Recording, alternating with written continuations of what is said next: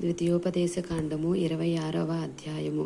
నీ దేవుడైన యెహోవా నీకు స్వాస్థ్యముగా ఇచ్చుచున్న దేశమునకు నీవు వచ్చి దాని స్వాధీనపరుచుకొని దానిలో నివసించుచున్నప్పుడు నీ దేవుడైన యెహోవా నీకిచ్చుచున్న నీ భూమిలో నుండి నీవు కూర్చుకొను భూఫలములన్నిటిలోనూ ప్రథమ ఫలములను తీసుకొని గంపలో ఉంచి నీ దేవుడైన యెహోవా తన నామమునకు మందిరమును ఏర్పరచుకొను స్థలమునకు వెళ్ళి ఆ దినములలో నుండు యాజకుని యొద్దకు పోయి యెహోవా మన పితరులకిచ్చెదనని ప్రమాణము చేసిన దేశమునకు నేను వచ్చి ఉన్న సంగతి నేడు నీ దేవుడైన యెహోవా సన్నిధిని ఒప్పుకొనుచున్నానని అతనితో చెప్పవలెను.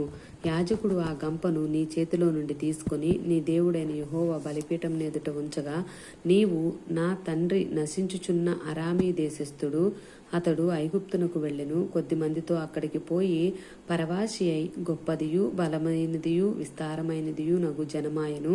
ఐగుప్తీయులు మనలను హింసపెట్టి మనలను బాధపరిచి మన మీద కఠిన దాస్యము మోపగా మనము మన పితరుల దేవుడైన యెహోవాకు మొర్రపెట్టినప్పుడు యెహోవా మన మొరను విని మన బాధను ప్రయాసమును మనకు కలిగిన హింసను చూచెను.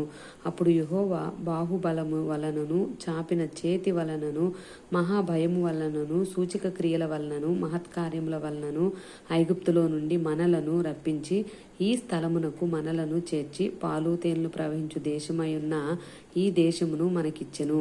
కాబట్టి యెహోవా నీవే నాకిచ్చిన భూమి యొక్క ప్రథమ ఫలములను నేను తెచ్చియున్నానని నీ దేవుడైన యెహోవా సన్నిధిని చెప్పి నీ దేవుడైన యెహోవా సన్నిధిని దాని పెట్టి నీ దేవుడైన యెహోవా సన్నిధిని నమస్కారము చేసి నీకును నీ ఇంటి వారికిని నీ దేవుడైన యెహోవా దయచేసిన మేలంతటి విషయము నీవును లేవీలును నీ దేశంలో ఉన్న పరదేశులను సంతోషింపవలెను.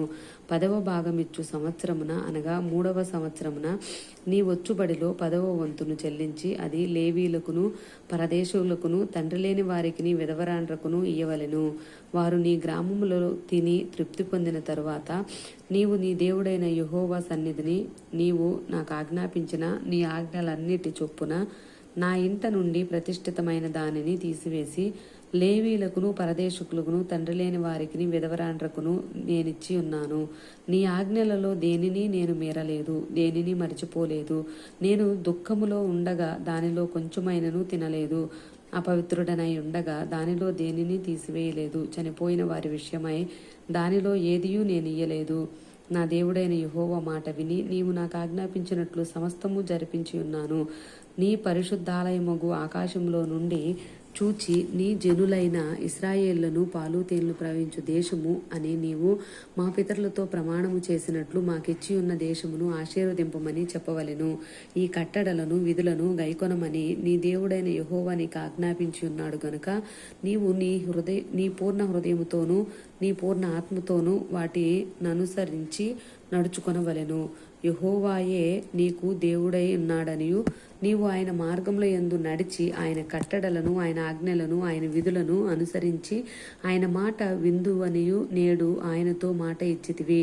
మరియు యెహోవా నీతో చెప్పినట్లు నీవే తనకు స్వకీయ జనమై ఉండి తన ఆజ్ఞలన్నిటినీ గైకొందువనియు తాను సృజించిన సమస్త జనముల కంటే నీకు కీర్తి ఘనత పేరు కలుగునట్లు నిన్ను హెచ్చించుందునని ఆయన సెలవిచ్చినట్లు నీవు నీ దేవుడైన యెహోవాకు ప్రతిష్ఠిత జనమై ఉండుదువనియు యెహోవా ఈ దినమున ప్రకటించెను. ఆమేన్.